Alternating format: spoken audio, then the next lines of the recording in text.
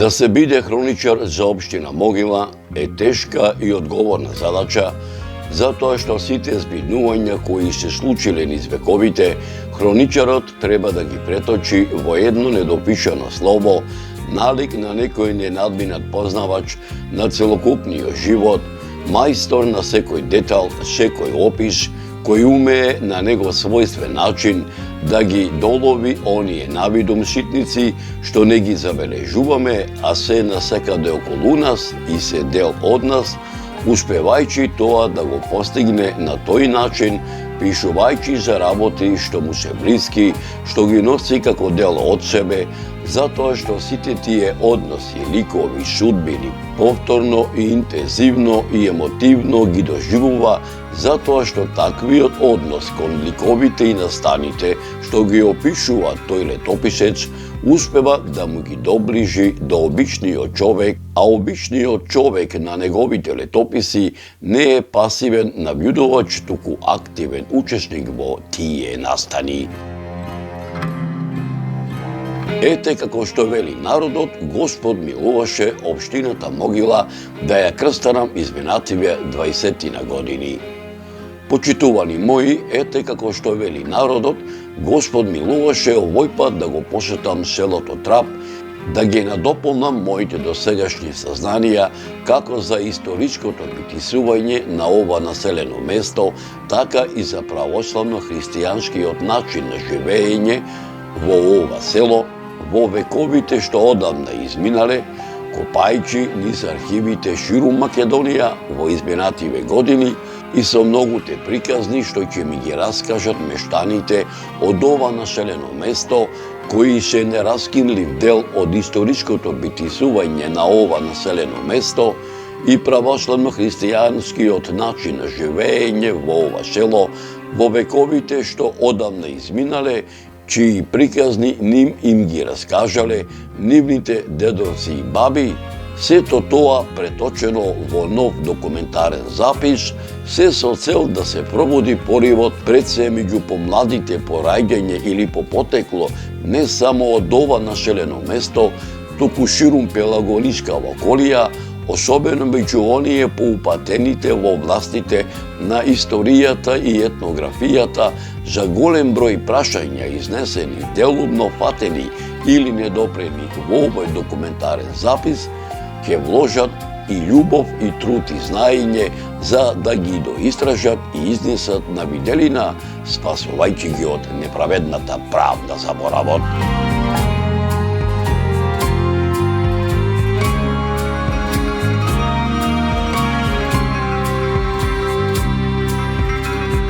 И навистина така и бидна.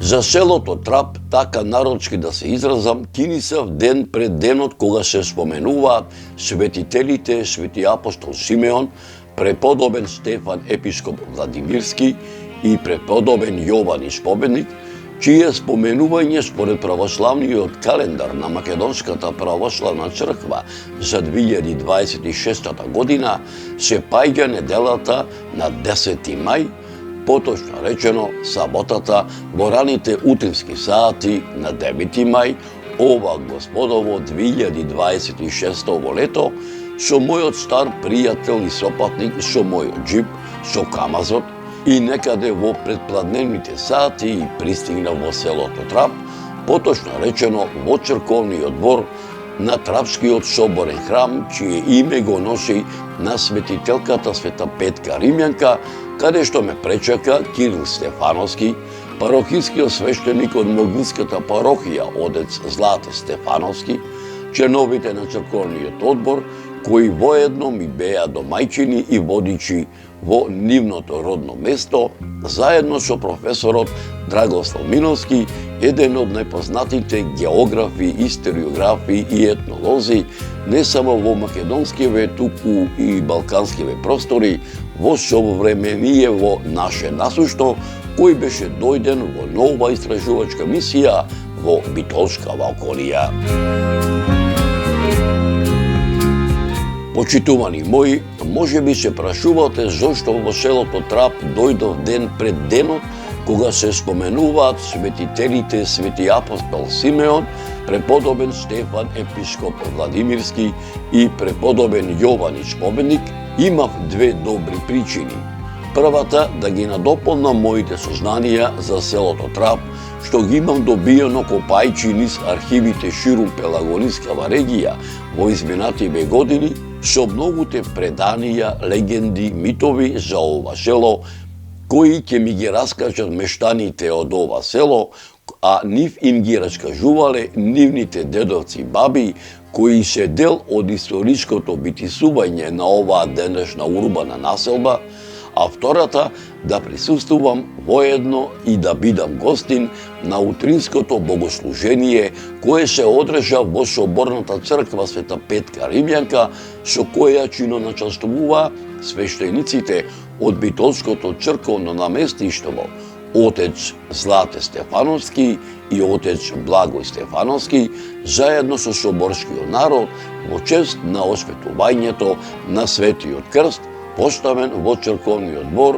на Соборната црква Света Петка Римјанка во селото Трап во 2025 Господово лето, со чие осветување чиноначествуваа свештениците од Битолското црковно наместништво, отец Злате Стефановски и отец Благој Стефановски, заедно со соборскиот народ во црковниот двор на Соборната црква Света Петка Римјанка, сето ова преточено во аудио-визуелен документарен запис.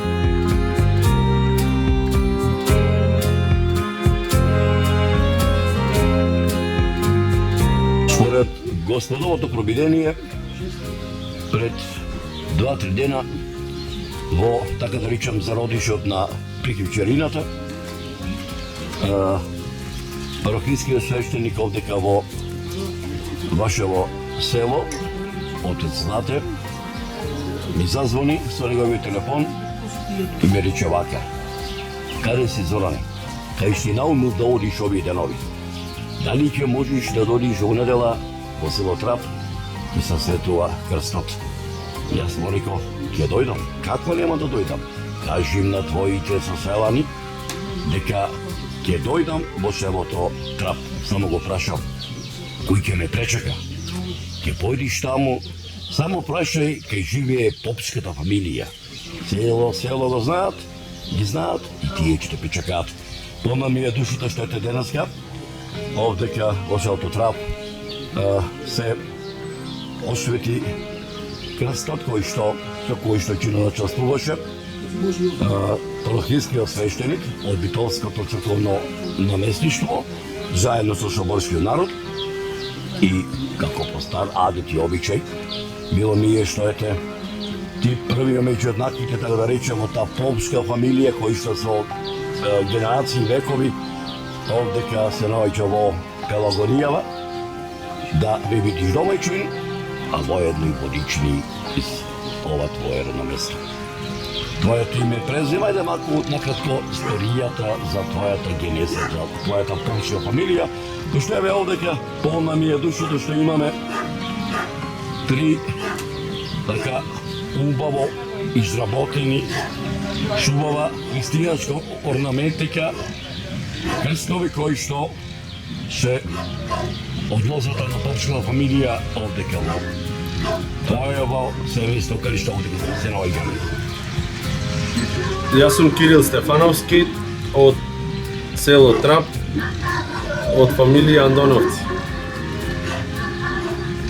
Можеш да ми кажеш вака, како се викаше дедо ти на татко ти? Борис Стефановски. Така.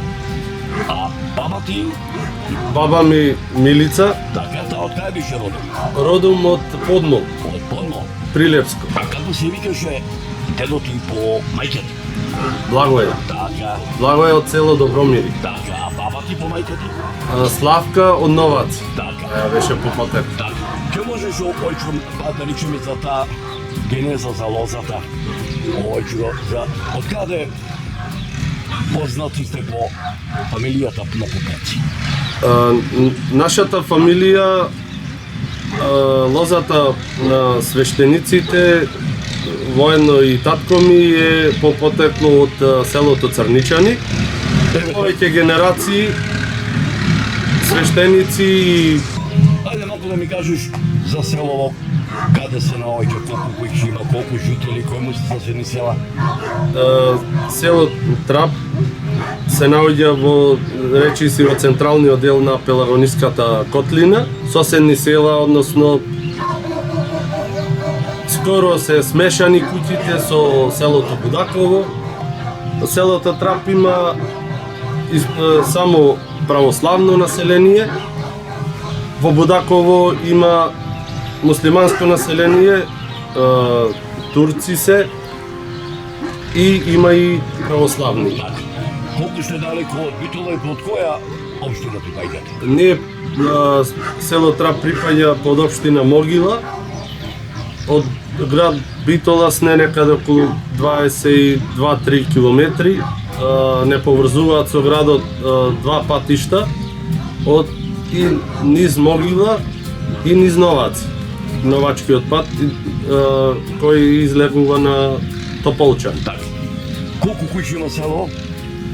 Па активни околу 33 куќи.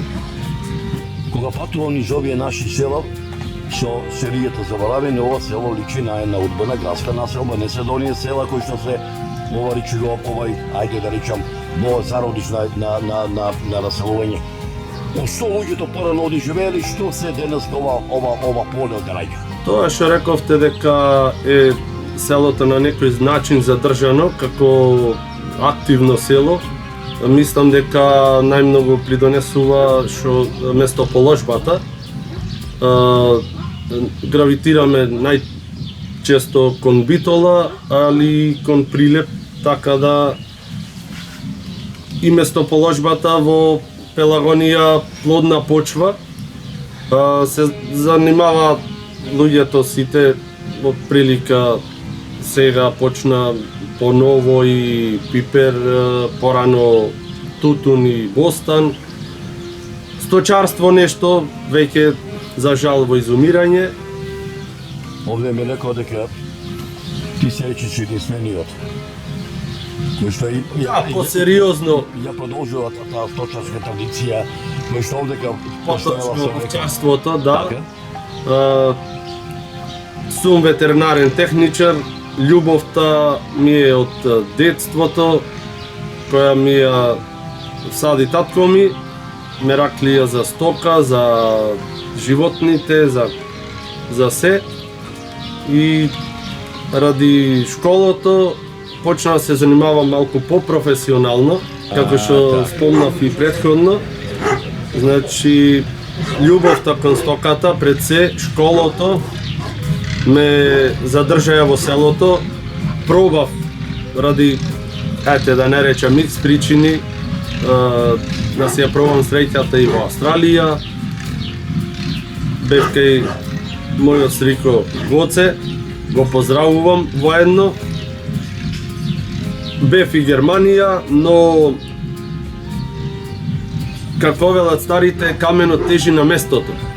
И убавината и слободата и како да се изразам, не знам, е дома. Дома си е дома. Пораката моја до сите наши селеници да си дојдат, да си го видат потеклото, корените од кај му се, и барем со младите роднини и пријатели да се запознаеме. Почитувани мои, откако така да речам со Кирил Стефановски, парохискиот свештеник од Могилската парохија отец Злате Стефановски и членовите на црковниот одбор, кои воедно ми беа домајчини и водичи во нивното родно место, заедно со професорот Драгослав Миновски, еден од непознатите географи, историографи и етнолози, не само во македонскиве, туку и балканскиве простори, во современиево наше насушно, најсетне не замолија ние ним да им ги раскажеме нашите историографски сознанија и сознанијата за православниот христијански начин на живење, не само на мештаните од ова село, туку ширум Пелагонија, копајќи низ македонскиве и балканскиве архиви, а сетне тие да ни ги раскажат многуте приказни за историското битисување на нивното родно место, кои се пренесуваат од колено на колено, од генерација на генерација во времето што одамна изминало. Нивниот предлог со задоволство го прифативме.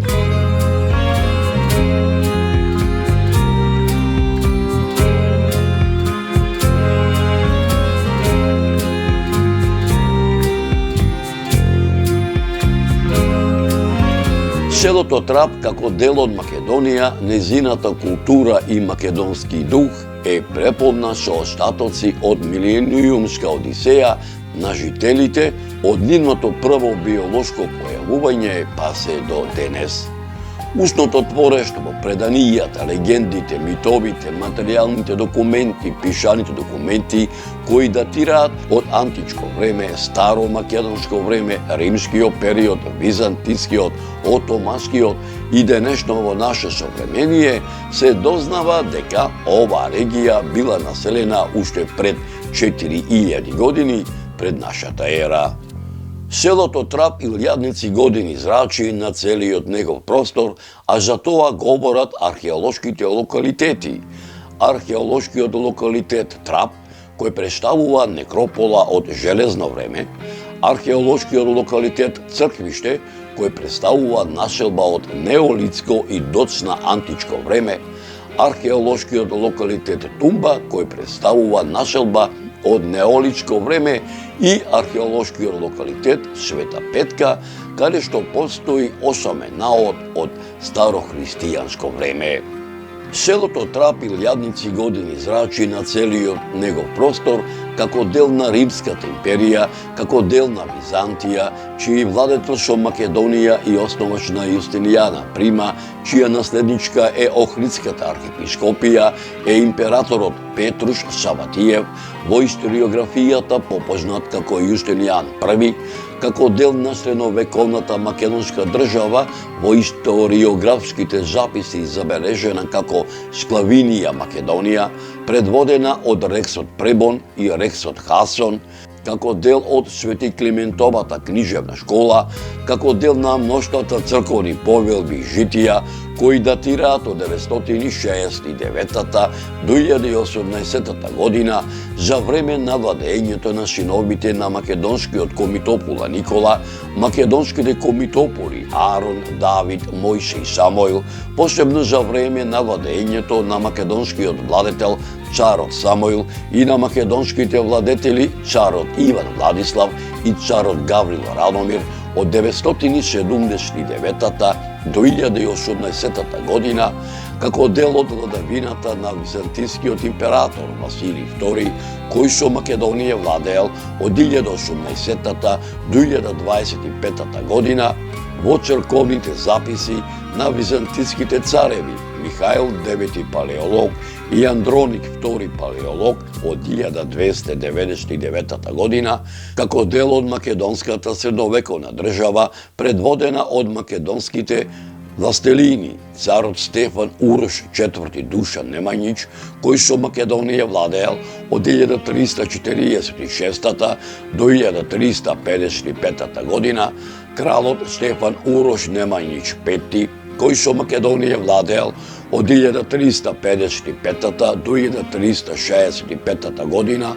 како дел од владавината на кралот Волкашин, кој со Македонија владеел од 1365 година до 1371 година, како дел од владавината на кралот Марко, кој со Македонија владеел од 1371 година до 1395 година и како дел на отоманското владење. Обстојувањето на селото Трап е забележено во отоманскиот пописен тапи Дефтер број 8 од 1440 година за време на владењето на отоманскиот султан Бајазид II, каде што селото припаѓало на румелискиот беглер Беглус, со чии атар раководеле, Амет Паша и Сари Паша во пописниот дефтер број 508 од 1447 година, во пописниот дефтер број 993 во листови од 1 до 10, во пописниот дефтер број 988 од лист 11 до лист 97, кој датира од 1468 година, во пописниот дефтер од 1560 година, во пописниот дефтер од 1562 година, каде што дел од датарот припаѓал на вакуфот на Рустем Паша, а преостанатиот дел од датарот на вакуфот на Ибрахим Паша и на вакуфот на Добер Паша, во томашкиот пописен дефтер од 1568 година, како и во пописниот дефтер од 1582 година. Селото Трап е забележено во томашките пописни дефтери од 1650 година и 1750 година. Во втората половина на 18 век селото му припаѓало на Адем Паша, чии негови неколку чифлици ги раководеле: Мустафа ага, Али бек, Сали ага, Сейди бек, Јолдаш бек и Назиз Ахмед бек. Селото се споменува и во томашкиот пописен дефтер од 1867 година. Пред крајот на турското владење, собственици на чифлиците во селото Трап биле Зија бек и Ченан бек, кои имале изградено своји кули, кои денеска не постојат, каде што околу овие чифлици своји живеалишта имале изградено покрај постојните селани и чипчиите кои работеле на чифлиците на претходно споменатите бегови.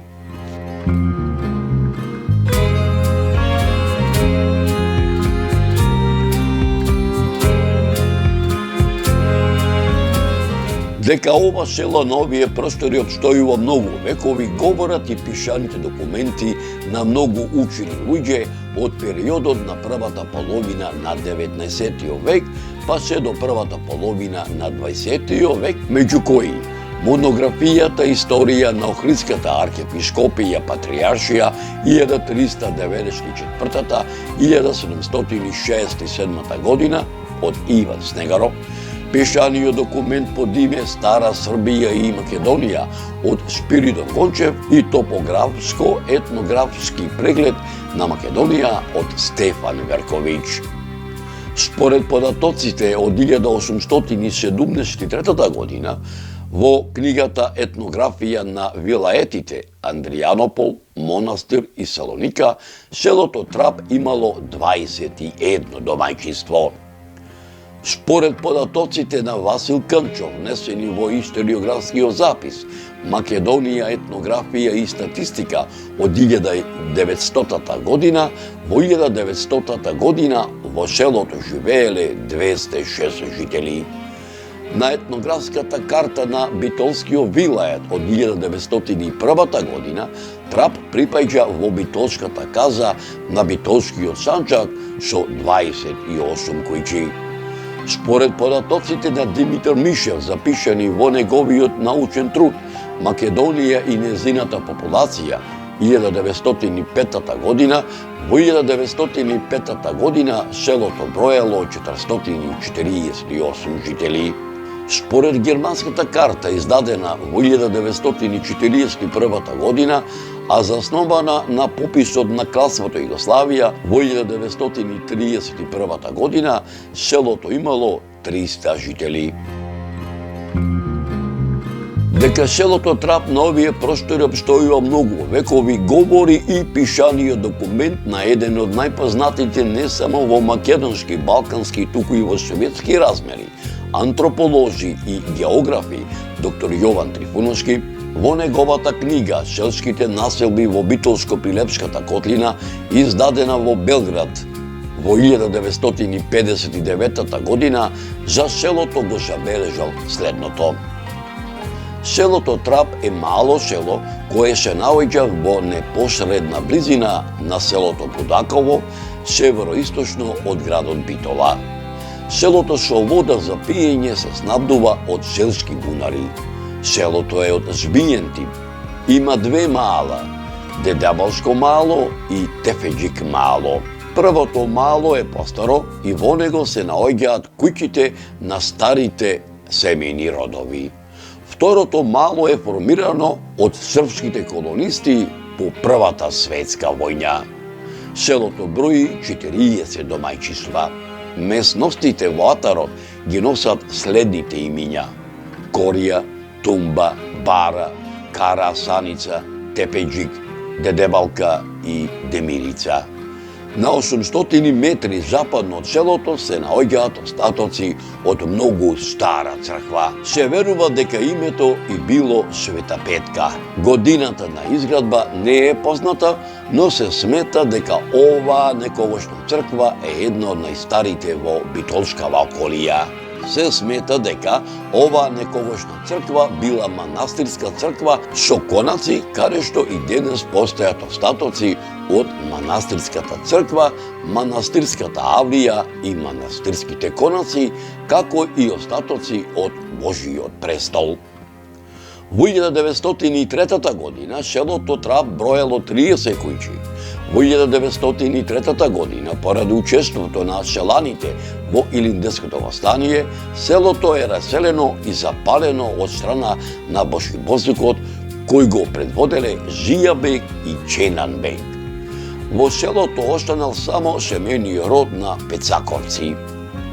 По балканските војни раселените семејни родови повторно се вратиле во Трап. Во 1918 година на протераниот Чиплик, на Чиплик Сајбијата Жијабек, властите на државата на кралството на србите, хрватите и славенците населуваат колонисти од Лика, Далмација, од околината на градовите Ниш и Бела Паланка, кои во 1941 година се протерани од страна на бугарската фашистичка војска, полиција и власт. Во 1921 година селото Трап броело 7 куќи.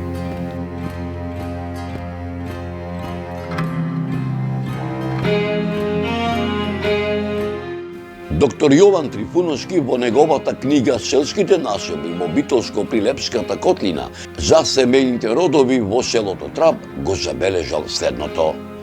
Староседелски родови во селото се Пецаковци, кои живеат во 10 куќи, Лазаровци, кои живеат во 3 куќи, Чичовци, кои живеат во 1 куќа, чија семејна задруга броела 30 членови, Велевци и Шурбаровци.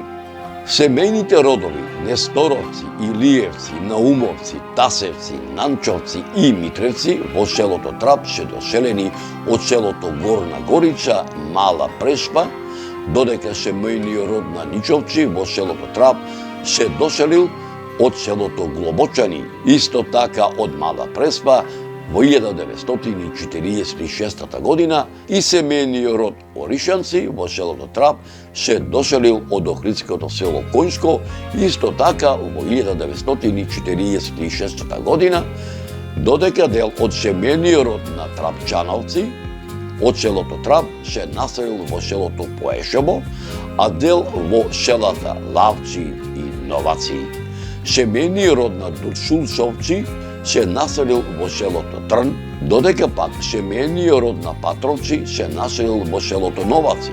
Семејниот род на Пензуровци се населил во селото Карамани, семејниот род на Сакрумовци се населил во селото Могила, семејните родови на Дивогасковци, Ржаносламовци, Павловци и Ченкаровци се населиле во селото Долна Чарлија, додека семејниот род на Музревци се населил во Прилепското село Галичани.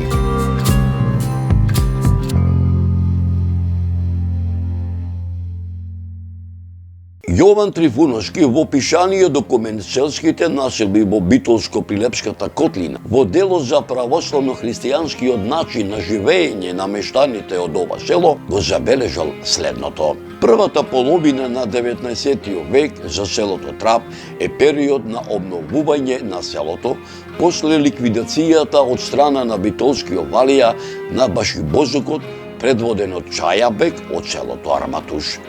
Меѓу првите знаци на обнова на селото е изградбата на црквата Света Петка врз темели на постара црква, поточно речено врз радо-христијанска базилика, а за тоа говорат многобројните статуци кои денес се наоѓаат во црковниот двор, која црква се наоѓала на археолошкиот локалитет Црквиште, изградена во 1830 година, а разрушена за време на Илинденското востание, а повторно реобновена во 1920 година. Селото Трап уште од памтивека имало учени луѓе. Според пишаните документи, првото училиште почнало со работа во првата половина на 19 век во селската црква. Наставата се изведувала на старомакедонски црковен јазик и писмо. Наставата ја изведувале селските попови. По укинувањето на Охридската архиепископија од 1767 година, па се до 1900 година, наставата на македонски народен јазик била попречувана од страна на грко-патријаршиските попови. Од 1900 година, па се до 1913 година, наставата на македонски народен јазик била попречувана од страна на бугарските попови.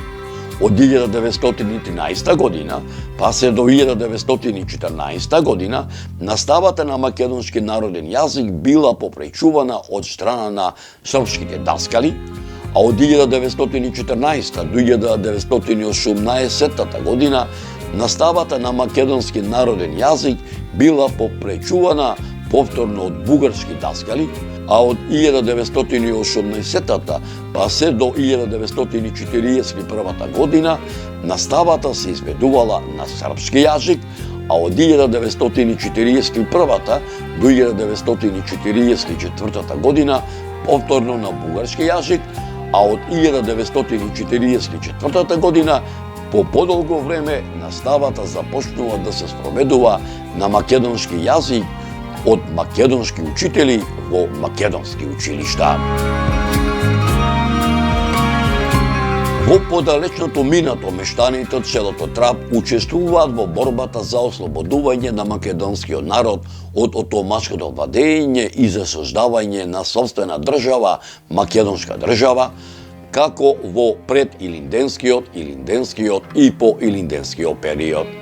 Исто така селото не го избегнуваат воените действија како од Првата и Втората Балканска војна, така и од Првата светска војна, каде што за потребите на боиштата мобилизирано во разните војски, речиси било сето население, а пак од мобилизираното машко население, кое било испратено на фронтовите, поголем дел не се вратило во своите родни огништа, а на многумина до ден денешен не им се знае гробнината. Мештаните од селото Трап активно се вклучени и во народно-ослободителната борба и народната револуција. Во селото Трап во 1944 година е формиран првиот народно-ослободителен одбор. Од 1945 година па се до 1950 година селото Трап е дел од околискиот битолски народно-ослободителен одбор. Во периодот од 1950 па се до 1952 година селото било дел од општината Будаково, во која влегувале селата Алинци, Будаково, Путурус и Радовар. Во периодот од 1952 година па се до 1955 година селото било дел од тогашната општина Будаково, во која се наоѓале и селата Алинци, Арматуш, Будаково, Горна Чарлија, Далбеговци, Дедевалци, Добрушево, Долна Чарлија, Мусинци, Ношпал, Путурус, Радобор и Црничани. Во периодот од 1955 година до 1965 година селото влегувало во рамките на тогашната општина Тополчани. Во периодот од 1965 година до 1996 година селото било смештено во големата општина Битола. Во периодот од 1996 година до 2004 година селото се наоѓало во рамките на општината Добрушево. Селото влегува во рамките на општина Могила во 2004 година. Во 1981 година 261 жител, во 1991 година 240 жители. Според пописот од 1994 година спроведен во Република Македонија, селото брои 176 жители. Според пописот од 2002 година во селото живееле 175 жители, а според нерелевантниот попис од 2021 година во селото живееле 160 жители.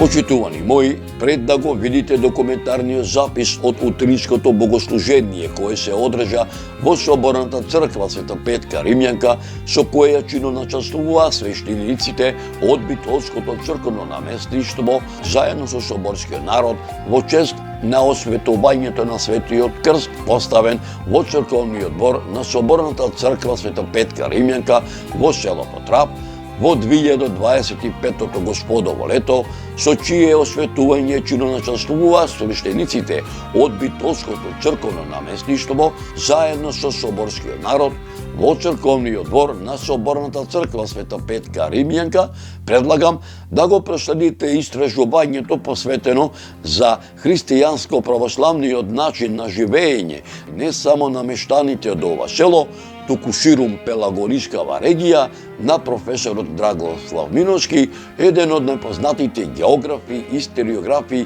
и етнолози не само во македонскиве, туку и балканскиве простори во современиево наше насушно, копајќи во архивите изминатите години во продолжение на оваа репортажа. На самиот почеток, од моето многу часовно седиско приоѓање за нашата вера православна, ќе се потрудам во најкратки црти да ви ја дадам сршта од нашата православна вера, но на вас ќе остане да си ја преповторувате, да ја научите и да ја пренесувате на колку што можете повеќемина кои малку знаат за Бога. Овие почетни часови по веронаука за најмладите се лесно читливи и лесно можат да им ги дадат и да ги научат преку моето пишување и родителите, и дедовците, и бабите, и постарите на своите деца. Да ги подсетат најмладите дека нашата вера православна нас не одржала низ вековите како народ македонски и верата во Бога била од секогаш наш живот, а тоа го читаме во Библијата и во Стариот и во Новиот Завет, каде меѓу ретките народи на многу места се спомнува и нашиот македонски народ. За Бог дознаваме од Светото Писмо, Библијата. Библијата е збир на свети записи кои се напишани од боговдахновени луѓе, во кои се запишани многу вистини и тајни кои Бог им ги открил. Светото Писмо е откровение Божјо и се дели на Стар и Нов Завет. Стариот Завет е сојуз на Бог со луѓето, ветување преку избраникот Божји, патриархот Авраам и неговото богоизборно потомство. Во Светото Писмо, Светиот Завет, преку светите записи, се опишуваат настани од стварањето на светот, па се до раѓањето на оној преку кого е створен светот, Господ Исус Христос. Новиот Завет е сојуз на Богочовекот Исус Христос со луѓето. Сите настани и мистерии од Стариот Завет во Христа добија објаснување и полнота.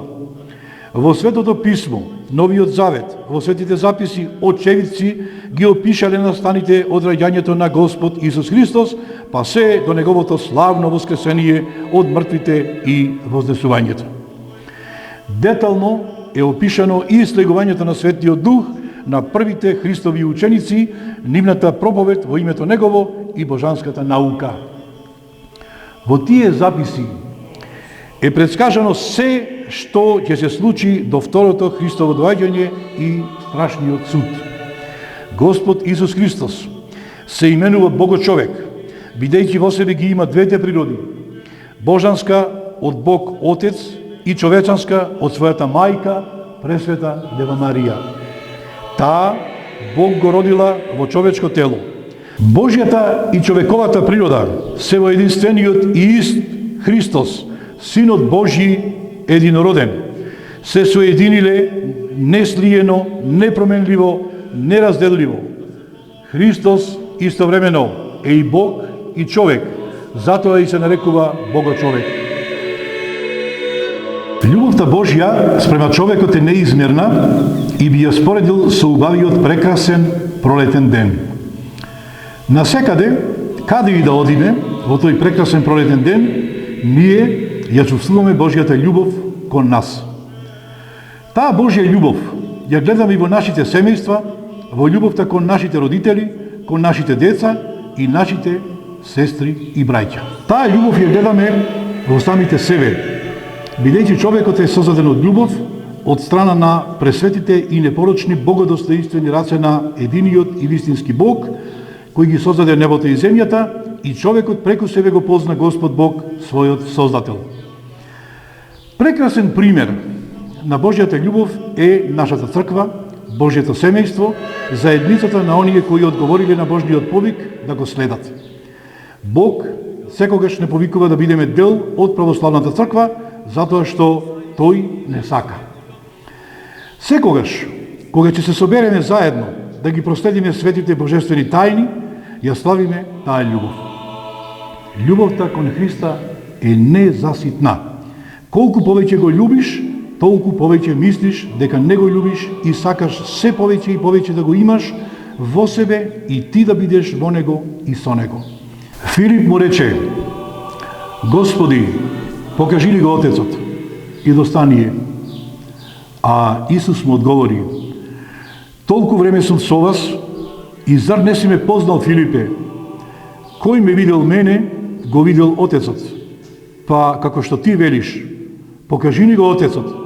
Не веруваш ли дека јас сум во Отецот и дека Отецот е во мене? Зборовите што ви ги кажувам, од себе не ги зборувам, туку од Отецот, кој е секогаш во мене, тој ги врши делата. Верувајте ми дека јас сум во Отецот и Отецот е во мене.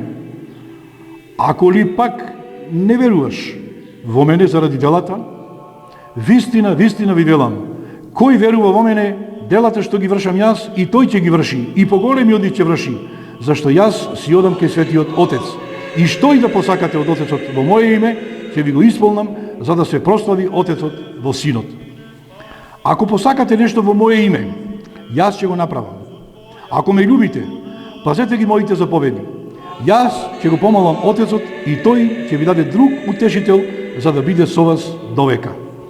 Духот на вистината, кого светот не може да го прими, зашто не го виде, ниту го познава, а вие го познавате, зашто во вас е и во вас ќе биде. Нема да ве оставам сираци, ќе дојдам кај вас. Уште малку и светот нема да ме гледа, а вие ќе ме гледате, зашто јас живеам и вие ќе живеете. Во оној ден, вие ќе разберете дека јас сум во мојот Отец и вие сте во мене. И јас сум со вас. Кој ги има заповедите мои и ги пази, тој е оној што ме љуби. А кој ме љуби мене, возлюбен ќе биде од мојот Отец и јас ќе го возлюбам и ќе му се јавам сам. Господ Бог нема телесни очи, а сепак се гледа. Гледа и тогаш кога е темница. Исто така, го гледа ситниот песок, ги гледа ластовичките, цвејќето, како и големите мориња, планини, звездите и сонцето. Тој се гледа и се согледува. И нас не гледа. Ги гледа нашите срца и знае се што мислиме и се што правиме. Ние него не го гледаме, зашто тој нема тело, тој нема раце, нема нозе. Бог е дух. Бог секаде е присутен и од него не можеме да се сокриеме. Тој е на небото и на земјата, горе меѓу звездите и долу во морските длабочини. Само еден е Бог, но во него се три лица: Отец, Син и Свети Дух. Тие се три лица, но сепак само еден е Бог. Трите божествени лица се викаат со едно име: Пресвета Троица. Браќа и сестри во Господа, денешната недела е посветена на светиот апостол Тома. Поточно, во оваа недела се говори и нагласува Томиното неверие. Но и сите ние луѓето често пронаоѓаме неверие и маловерност во нас. Затоа не смееме брзопрето да го осудиме светиот апостол Тома, кој го покажал својот сомнеж кон Христовото воскресение. Никако не смееме да ги осудуваме и денеска луѓето кои по своите човечки слабости можат да изразат сомнеж. Осудата кон другите не е добродетел, па да ја имаме и ние во себе. Никако и не смееме да имаме ниту пак омраза во себе кон другите кои ја спорат нашата вера. Впрочем, ние треба да ја сведочиме мирно и цврсто својата вера, исполнети со голема љубов кон секого. Тој кој е заблуден, ние да го проучиме преку својот пример на љубовта кон него и кон секого. Така Бог го поучил апостолот Тома, но Бог постојано и нас не поучува благо и кротко во нашиот живот. Љубовта е нашето средство преку кое делуваме ние верниците во воскреснатиот Богочовек Исус Христос. Нашето делување треба да е мирно и тивко, полно со сочувство и емпатија, чисто и искрено, пламено и топло, исто како што делува и чистата и безгранична љубов Божја. Дојде Исус, застана насреде и им рече: Мир вам! Воскреснатиот Богочовек Исус Христос се појавува помеѓу собраните апостоли и прво што им вели, ги поздравува со прекрасниот мирен поздрав. Тоа што Христос го има во себе и им го дарува и на апостолите. Им го дава својот мир, им го дарува победниот мир. Победителот на смртта, на гревот и на ѓаволот го има во себе благодатниот и љубовен мир, да го споделува со своите ученици. Учениците биле во страв поради неговата смрт, плашејќи се и за своите собствени животи. Биле во страв од римјаните, та затоа тајно се собирале и се заклучувале. Тој се покажува на своите ученици со своите видливи рани, сведочејќи им за неговото вистинско тело, кое било оштетено од раните кои му биле зададени. На овој начин, Христос им покажува дека тој вистински страдал со своето тело, кое е и понатаму оштетено, но украсено со тие прекрасни рани, преку кои се спасени луѓето. Христос ги истакнува своите спасителни рани, за да го посведочи вистинското страдање, но страдањето со смртта за вечна радост. А Исус пак им рече: Мир вам! Повторно Христос ги благословува со својот мир. Тој ги благословува повтор пат за да бидат духовно облагодатени во мир и спокој, да имаат мир, затоа што наскоро ќе започне својата тешка мисија на проповедање по светот.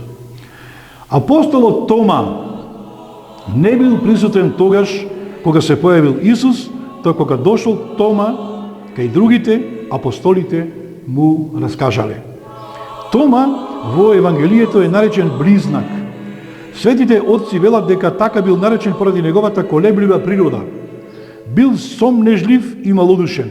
Та рекол: додека не ги видам раните од клинците на рацете негови и не го ставам прстот свој во раните од клинците и не ја ставам раката своја во ребрата негови, нема да поверувам. Божјата љубов е голема. Та сака и Тома да го увери и да му го покаже тоа што тој сакал да види, за да биде сигурен во воскреснатиот учител. И повторно, после 8 дена, кога учениците беа сите собрани заедно со Тома, кога вратата била заклучена, Господ се појавил, застанал меѓу нив и рекол: мир вам. Потоа му рече на Тома: дај го прстот свој овде и види рацете мои. Дај ја раката своја и стави ја во ребрата мои и не биди неверник, туку верник. Одговори Тома и му рече: Господ мој и Бог мој. Исус му рече: ти поверува затоа што виде. Блажени се оние кои не виделе, а поверувале. Господ со голема љубов го укорува апостолот Тома, како што и постојано ги укорувал сите нив и додека бил со нив. Додека пак Тома, откако се уверил, го прославил Богочовекот Исус со големо воодушевување. Господ пак вели дека верата мора да биде силна и непоколеблива и кажува дека блажени се тие кои не виделе и поверувале. Сите ние кои веруваме во Богочовекот Исус Христос, без да сме го виделе, ќе бидеме блажени по неговите зборови, затоа што имаме непоколеблива вера. Тома сметал дека воскресението е невозможно, дека логички е невозможно да стане мртовец после 3 дена. Светиот Теофилакт говори во своето толкување дека апостолот верувал во Бога и во Синот Божји, но само сметал според својата човечка слабост, умствената ограниченост, поради опитната земска логика, дека чудото е невозможно. Но пак, преку апостолот Тома, ние денеска ја дознаваме вистината. Да не беше апостолот Тома, кој бил укорен од Господ, ние немаше да имаме доказ пред противниците на нашата вера, дека Христос страдал со своето тело и воскреснал со своето тело. Па така, преку сомнежот на апостолот Тома, нам сега ни се открива вистината. Христовиот пријател Лазар умира и Христос не го спасува за да не умре, та Христос им вели на апостолите тогаш кога тие се шокирани дека умрел: Лазар умре, но се радувам заради вас што не бев таму, та да поверувате, туку да отидеме кај него. Смртта на Лазар е за да се прослави Синот Божји. Та некои работи колку и да изгледаат во моментот непријатно или пак невозможно, сепак тоа е така за нас луѓето во нелогичните и необјасните чудни околности, но сепак е тоа така и поради Божјиот план и откровението Божјо во светот. Бог се прославува тогаш кога човекот најмалку се надева, кога смета дека нешто е нелогично и нереално. Но Бог се пројавува тогаш кога човекот во таа потполна нелогичност го предава својот живот на Господа со потполна доверба и со вера. Чудото се случува кога логиката не се согласува, разумот се спротивставува, но срцето со верата се предаваат на Божјата волја и се надеваат. Нашата вера е вистинска вера во вистинскиот Господ, во вечниот Бог, кој се роди во нашиот свет, постана човек исти, како што сме и ние, и живееше со нас. Безграничниот и совршен Господ нас ни се откри во светот, живејќи со нас луѓето, страдајќи и умирајќи поради нашето спасение. Исус воскресна славно. Та на тој начин не спаси сите нас кои веруваме во Него. Нашата вера треба да биде силна и со таа наша силна вера да имаме и силна доверба во Господ. Верата наша ја подразбира потполната доверба во Спасителот. Нашиот живот треба да биде насочен кон Него, за да го здобиеме вечното спасение во вечната прекрасна убавина, во вечната радост. Довербата наша треба да биде чиста и без грешка. Богочовекот Исус Христос ни ја дава неговата прва заповед која се однесува токму на верата и довербата кон Творецот. Та тој во Евангелието ни вели: возлюби го Господа, твојот Бог, со сето своје срце, со сета своја душа, со сета своја сила, со сите своји помисли. Никаков сомнеж не смее да биде спротивставен кон Творецот, затоа што сомнежот ја упропастува верата во Господа. Сомнежот го разединува единството, сомнежот го разјадува ткивото, сомнежот ја упропастува љубовта. Сомнежот е голем проблем во човештвото. Постојано ја среќаваме ова појава околу нас. Човештвото никако не може да се избори против оваа лоша мана, против оваа грешка која се појавува кај луѓето. Но дека таа може да се појави во мислата, и не е тоа страшно, како некаков појавно надворешен импулс, но доколку таа помисла ја прифатиме како своја мерна единица, како свој критериум во личниот однос, тогаш нашиот живот ќе се претвори во сомнеж. Постојано ќе се сомневаме во се и во секого. За жал, реално денеска оваа појава е генерално општо прифатена во меѓучовечкиот личносен однос. Па и не е воопшто чудно зошто помеѓу нас е недовербата огромна и зошто се случува зло во светот. Денеска во грев живееме, оддалечени сме од Господ, душата пати без Бог. Та во таква безживотна агонија, стравот завладеал во нашите души. Својата несигурност, несовршеност, својот проблем го рефлектираме кон другиот и го осудуваме, манифестирајќи се себе си како грешни битија. Поради собствениот грев и страв, во другиот се гледаме себе си, та го мразиме без причина, негирајќи го. Секој е против секого, поради личниот сомнеж кон секого и во се. Многу е тешко кога ќе се појави сомнежот кон другиот без причина, кога сомнежот постанува основна мерка кон се околу нас, па тоа постанува општо негирање кон се околу себе, истакнувајќи ја единствено својата лична совршеност и безгрешност.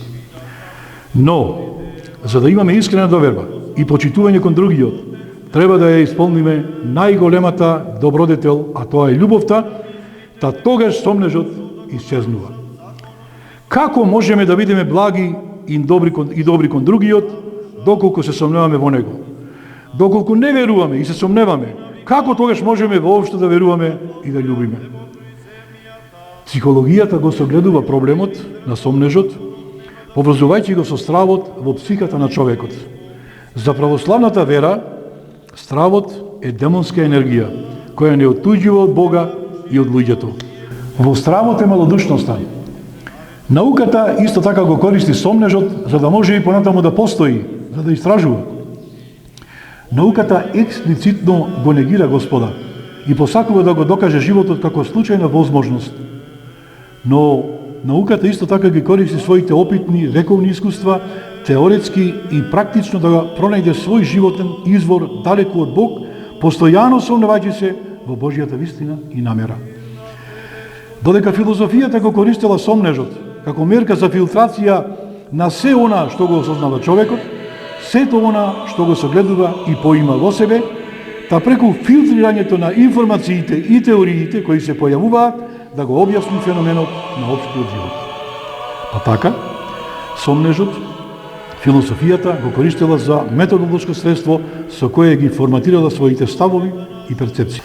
Сомнежот пак на поединците, за светите отци бил подстрек за да ја формираат теологијата, трудејќи се да ја објаснат верата преку богословствувањето, сведочејќи ја правата вера, апологетски толкувајќи ги нелогичните работи на верата. Сомнежот не мора да се согледува како одречно негирање кое одбива да ја прифати вистината, сепак во овој контекст сомнежот може да се случи како појава на чудо невидување и радосно изненадување од неочекуваното и нелогично чудо. Логиката кај човекот е втемелена во неговата свест, која го обликува неговиот секојдневен живот преку опитното искуство на целокупниот живот. Браќа и сестри, по молитвите на светиот апостол Тома, да не бидеме сомнежливи и да бидеме храбри и одлучни во нашата вера. Секако дека на нас, луѓето, во нашата колебрива природа, потребна ни е духовната поддршка од светителите и од Господ. Да се трудиме и да се љубиме помеѓу себе, за да ја покажеме нашата вистинска вера, која вистински љуби. По молитвите на светите луѓе, Господ да не благослови. Амин. Почитувани мои, документарниот запис од утринското богослужение, кое се одржа во Соборната црква Света Петка Римјанка, заедно со соборскиот народ, во чест на осветувањето на Светиот Крст, поставен во црковниот двор на Соборната црква Света Петка Римјанка во селото Трап во 2025 Господово лето, со чие осветување чиноначествуваа свештениците од Битолското црковно наместништво заедно со соборскиот народ во црковниот двор на Соборната црква Света Петка Римјанка, ќе го проследите во наредната репортажа.